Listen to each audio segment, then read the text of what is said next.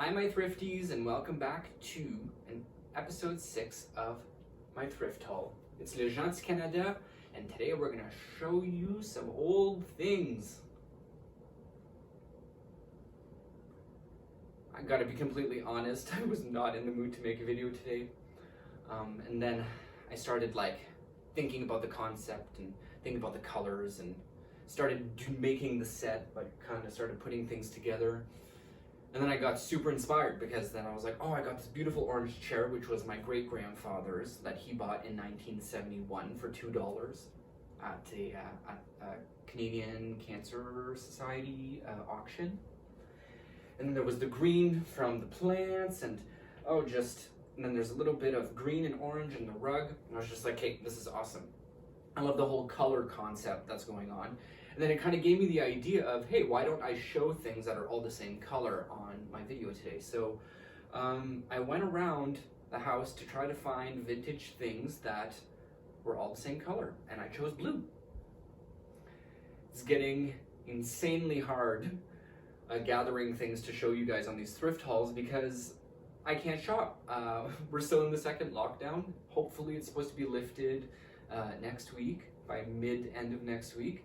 And hopefully I can go out and start gathering some new items to show you because all these things I've been looking at for a long time, but they're new for you, so they're still exciting. So let's get to it. I'm gonna have a little Star Sapphire ring here in white gold. I have a 150-some-year-old book. I've got some 80s sunglasses. Totally go with my mullet. My mullet is my mullet, by the way. I got a Pendleton sweater. The Pendleton sweater I don't think is vintage. I just think someone donated it because it was very itchy. But you know what? One man's trash or woman's trash is another woman's or man's treasure. And then we got some blue and white tile down there. That's about it. So I'm gonna do it like my last video where I cut to close-ups of things and I talk over it. And oh my gosh, I hate listening to that last video because when I'm talking in the voiceover, it's so intimate, you know? It's just weird. But I'm gonna do it for you guys. I'm gonna do it. When God drew me leviosa. I hope that's not copyright stuff. Hi everybody, here is the assortment of items I'm going to be showing you today, and they're all blue Dabadee Dabadaa. We got some porcelain, I got some apparel, some accessories, some literature, and some jewelry. Now let's get this show on the road. So these here are the Tone Ray Newsmaker sunglasses. They're metal frames and the glass is iridescent. When you're inside, they're kind of this gassy hue. And then when you go outside, they actually get darker. I'm sure there's a name for that, I just forget what it is. I found them in a big box of discarded 80s sunglasses that were $1 each. Score! Next up is the Star Sapphire. I was doing some research to see if the stone was genuine, and by the seams of things, it is. You take a flashlight and you flash the light into the stone, and if the star actually moves with the light, then you're looking at a real stone. It's set in a 10-karat white gold setting, and I'm just about to show you the really tiny hallmark that's on the inside. This is a book called A Report on the Boundaries of Ontario, and it was published by Hunter, Rose & Co. in Toronto in 1873. I bought this book because there's a whole bunch of maps in the back, and you're going to see them very, very shortly.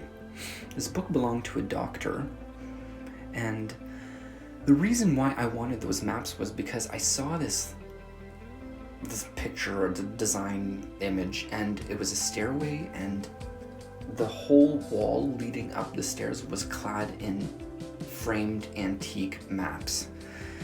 Now, when push came to shove and I needed to take these out of this book in order to frame them, I kind of couldn't. I just couldn't. I didn't want to take the originality away from the book. Now, I'm still deciding whether or not I'm going to be doing that, but let me know in the comments. What would you do? Would you sacrifice the originality of this book for design, or would you leave everything intact?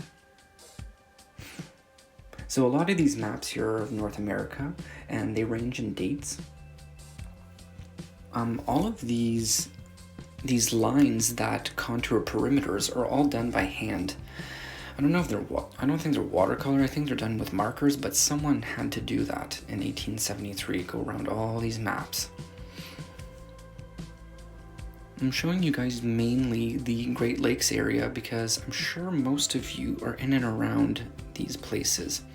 If you're not, I'm sorry. I don't have a map of where you are. Yeah, really interesting maps. Sorry, I'm looking at this at the same time you are, and I got a lot of footage to go through with these maps, so very cool.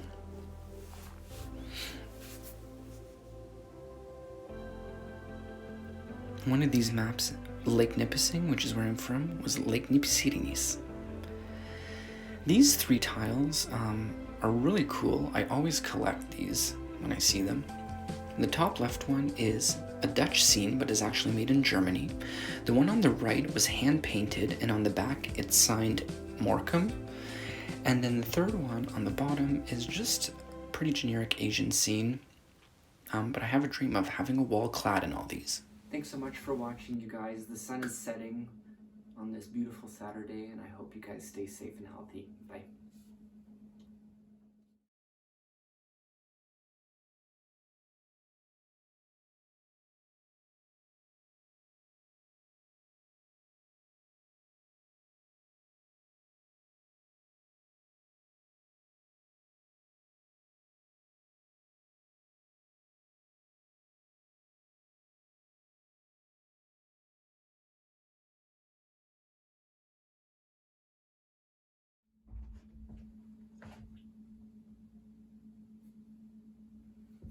Hi everybody, it's L'Agence Canada and welcome back to my channel.